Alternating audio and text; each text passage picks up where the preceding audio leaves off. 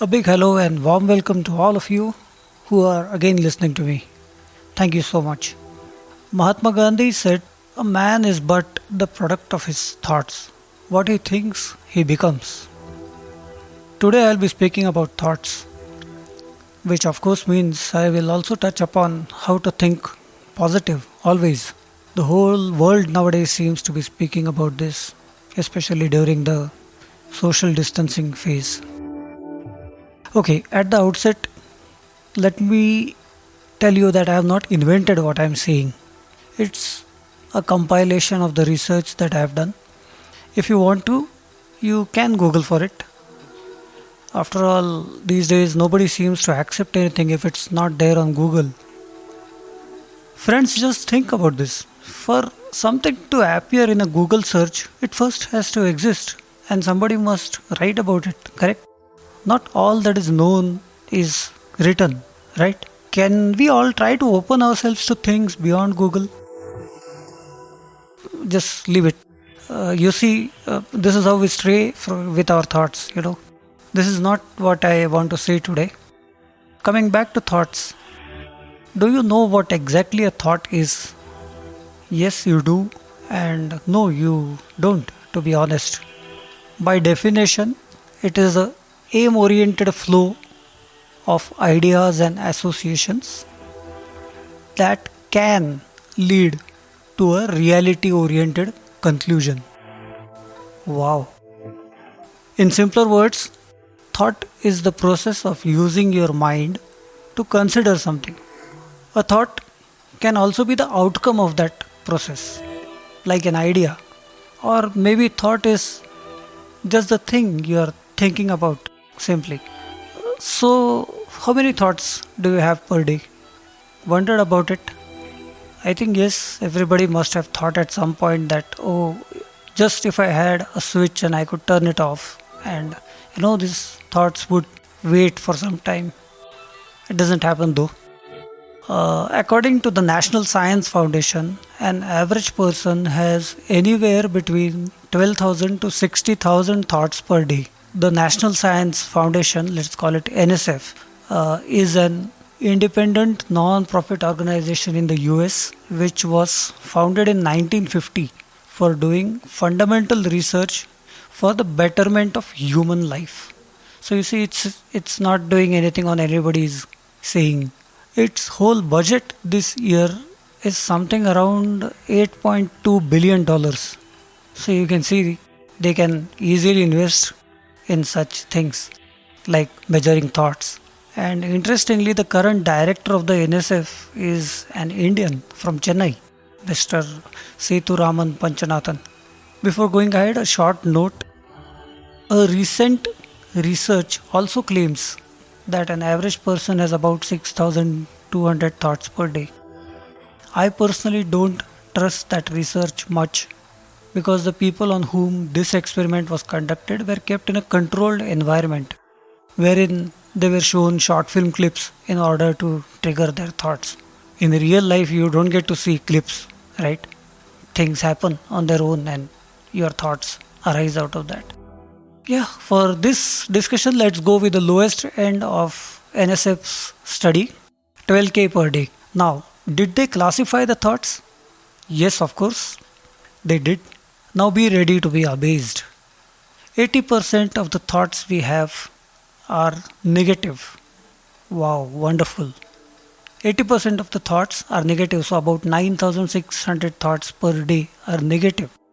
And 95% thoughts are repetitive, which means out of 12,000, 11,400 thoughts are the same as yesterday. So, per day you have only 600 new thoughts on an average. Out of those, again, 80% are negative. So, you tend to have only about 120 new positive thoughts daily. Isn't it very easy to see why chanting prayers can refresh you, why repeating mantras is wonderful, why listening to soft music can relax you, or why dancing wildly is a liberating experience. It's easy, right? When you're doing these things, you're not thinking. So, of course, you'll feel better.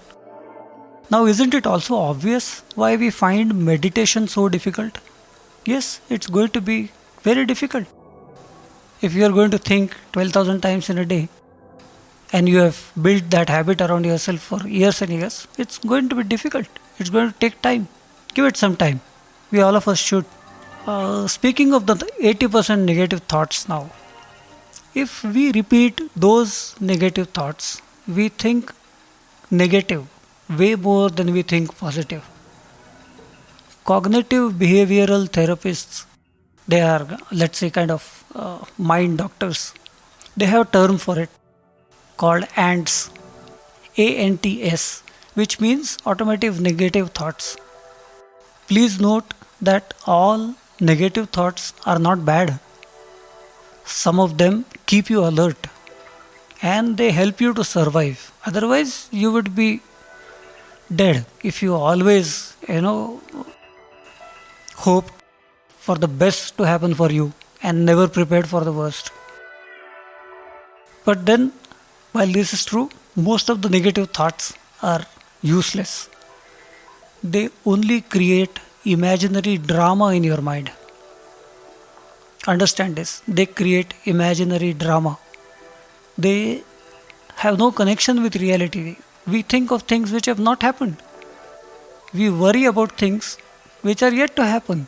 Worry is like a interest that you have already started paying on a loan which you have not taken.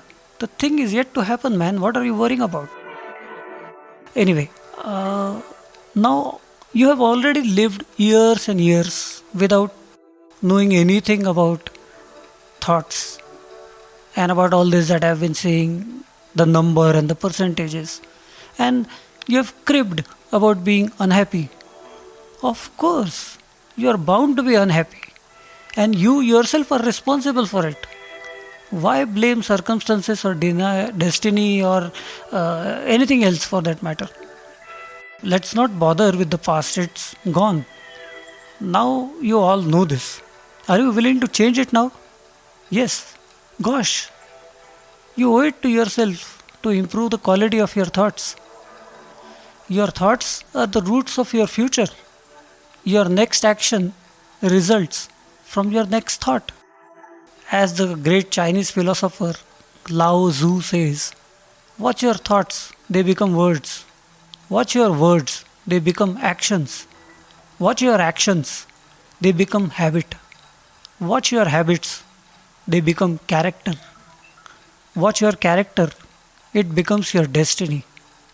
You see, so much said in one sentence. Look, we need to understand and accept that we have unknowingly formed a habit of negative thinking. And we don't even remember since when we have this habit. This habit must be broken at all costs. We have to be good to ourselves first. Then we can be good to others, right? You agree with this?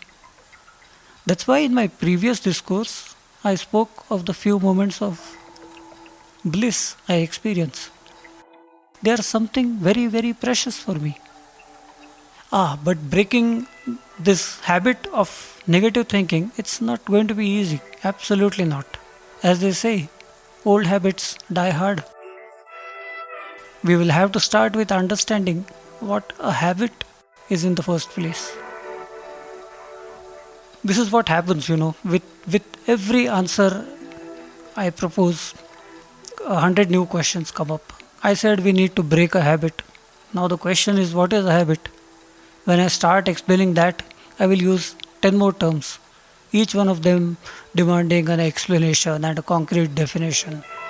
If I don't give that, you'll stop listening to me.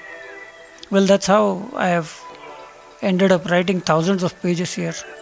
Let's hope it's all to some good use for all of us. Well, I think given the time limit, you'll have to excuse me for today. In the next chapter, I will try to stick to the subject of positive thinking in a more methodical way. Okay, let's do it this way. In the next session, I will give you some 8 or 10 finite, achievable, and non subjective steps to get rid of negative thinking and start being positive.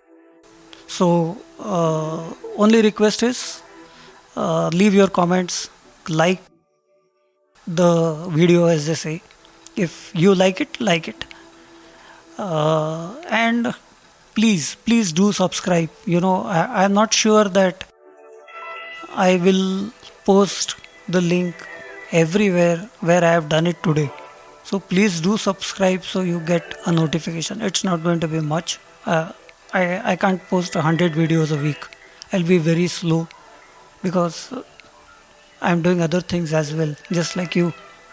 So, alright then, goodbye for now. See you in my next discourse. Yeah, don't forget to subscribe, please.